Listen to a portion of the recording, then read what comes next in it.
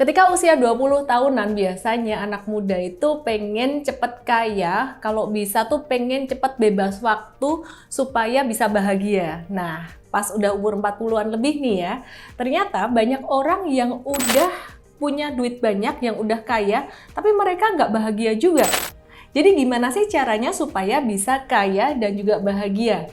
Video ini terbagi dalam 3 section. Section yang pertama, muda foya-foya, tua kaya raya, mati masuk surga. Gimana caranya? Section kedua, wabah dan sindrom yang menjangkit generasi millennials dan Gen Z, serta apa penyebabnya. Section ketiga, 3 cara untuk jadi kaya dan bahagia seutuhnya.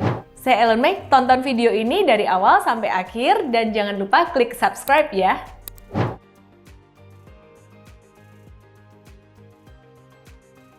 Ketika kita berusia 20 tahun, biasanya tuh pengen kaya, pengen cepat cari duit, dan pengen cepat bebas finansial, bebas waktu.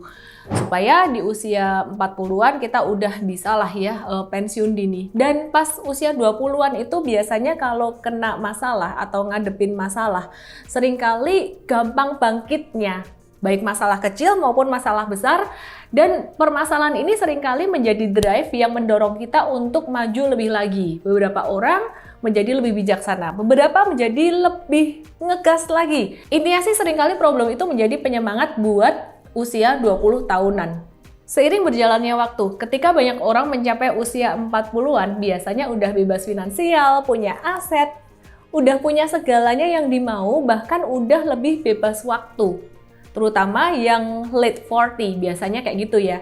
Meskipun tidak semua. Kalau jadi pebisnis, bisnisnya udah jalan, udah mapan, udah stable. Kalau jadi karyawan, biasanya juga posisinya juga udah cukup tinggi di usia tersebut. Tapi yang menarik, ketika orang-orang di usia 40 tahun ke atas ini, ketika mereka kena satu masalah, stresnya itu bisa stres bukan main. Dan lebih stres daripada ketika ia menghadapi masalah yang sama di usia 20 tahunan. Sebagai contoh, kalau ia mengalami kegagalan bisnisnya tiba-tiba bangkrut, atau dia mengalami PHK di usia 40, itu jauh lebih menyakitkan dan jauh lebih bikin stres daripada ia kena PHK di usia 20 tahunan. Jangankan kena masalah gede deh, bisnisnya nggak bertumbuh, atau tumbuhnya tuh lambat banget, atau karirnya nggak ada promosi lagi, nggak ada achievement yang berarti lagi. Biasanya teman-teman kita yang usia 40 ke atas ini, mereka akan ada rasa gelisah, mulai stres. Padahal kalau dipikir-pikir di usia 40 tahun ke atas itu, kurang apa sih semua yang dicita-citakan dari usia 20-an tuh udah tercapai semua. Ibaratnya tuh ya, ada seekor monyet. Tadinya dia nggak punya pisang sama sekali. Terus kita datang nih, kasih 1 pisang ke monyet ini. Senang dong monyet ini. Kemudian kita datang lagi dan kasih 1 pisang lagi ke monyet ini. Jadi dia punya 2 pisang. Sekarang dia lebih senang lagi. Tapi ketika kita ambil lagi 1 pisang ini dari dia, bukannya dia menjadi tetap happy sama seperti ketika dia baru punya 1 pisang, tapi kenyataannya dia malah jadi grumpy dan jadi kesel dan jadi stres. Jadi kenapa sih sebenarnya orang-orang yang usia late 40 itu mereka udah punya banyak hal tapi tetap susah berbahagia, meskipun ya nggak semua orang.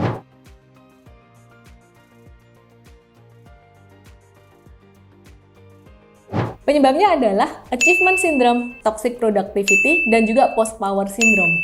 3 hal ini kelihatannya positif loh, tapi sebenarnya ini merupakan simptom atau gejala dari problem yang lebih dalam. Ya, jadi 3 hal ini tuh merupakan simptom yang kayak 20% aja nongol dari gunung es yang kelihatan. Apa sih sebenarnya achievement syndrome, toxic productivity, dan juga post-power syndrome? Achievement syndrome itu adalah sebuah kondisi di mana seseorang tuh pengen maju terus. Nah, jadi ketika dia tidak mengalami kemajuan, nggak usah gagal deh. Pokoknya kemajuannya tuh cuma dikit aja, atau dia sama sekali nggak ngelihat progres dalam hidupnya. Dia bisa stresnya bukan main. Buat orang yang mengalami achievement syndrome ini, dia merasa bahwa hidupnya tuh harus berarti, harus berguna, dan dia sangat takut sekali menjadi tidak berdaya dan kehilangan kontrol atau kendali atas hidupnya. Nah, nilai-nilai yang dia bawa dari kecil ini bisa menjadi problem ketika ia mengalami satu stagnansi dalam hidupnya. Namanya juga orang makin tua ya, mungkin mencapai usia 50, 60, bahkan 70, 80. Pasti secara fisik kan udah mulai berkurang kekuatannya.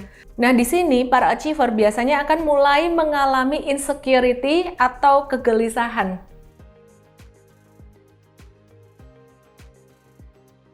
Toxic productivity artinya mau sibuk kerja terus dan bahkan juga dikelilingi oleh banyak orang, pokoknya aktif-aktif dan harus produktif terus.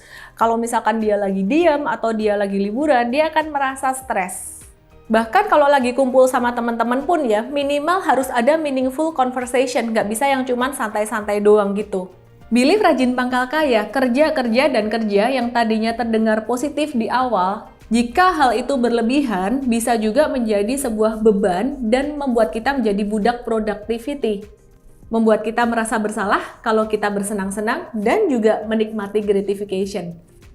Katanya sih buat delay gratification, tapi malah nggak dapat gratification sama sekali. Nah, gimana nggak stres? Kalau misalkan udah makin tua dan kita mesti slow down, tapi hati dan pikiran ini menolak karena adanya toxic productivity.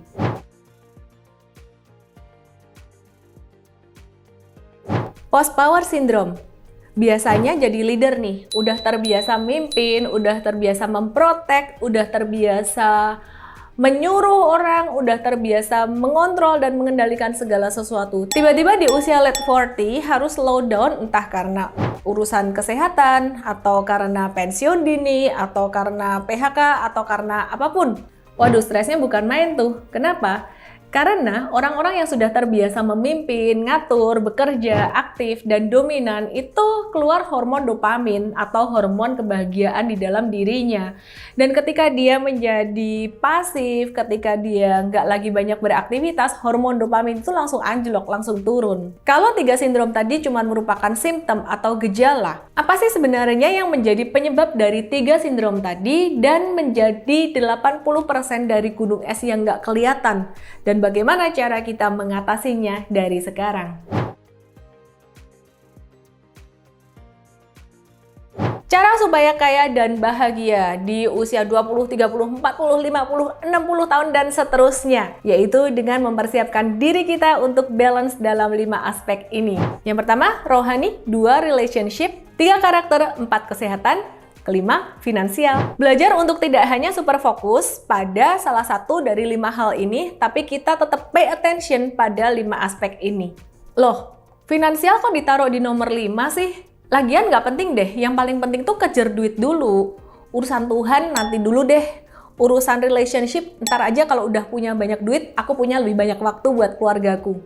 Urusan karakter, ya yang penting aku nggak nipu deh. Atau mungkin kalau ada meleset-meleset dikit, asal bisa dibeli pakai duit, nggak apa-apa. Ada orang yang berpikir seperti itu. Urusan kesehatan, ya kan aku masih muda. Nanti kalau ada sakit-sakit dikit, yang penting aku punya duit untuk beli suplemen atau pergi ke dokter buat benerin kesehatanku. Tanpa sadar waktu berjalan, karena nggak dekat sama Tuhan, jadi gampang gelisah, karena nggak punya relationship yang baik dengan keluarga, jadinya anak-anak udah gede, udah nggak deket, dan susah nih mau deketin lagi. Pasangan juga udah menjauh, susah mulai dari awal. Karena karakter nggak baik, banyak yang mempertanyakan integritas dan menjauhi. Dan karena kesehatan nggak dipersiapkan sejak muda, fokusnya anak muda kadang-kadang salah, maunya kaya doang.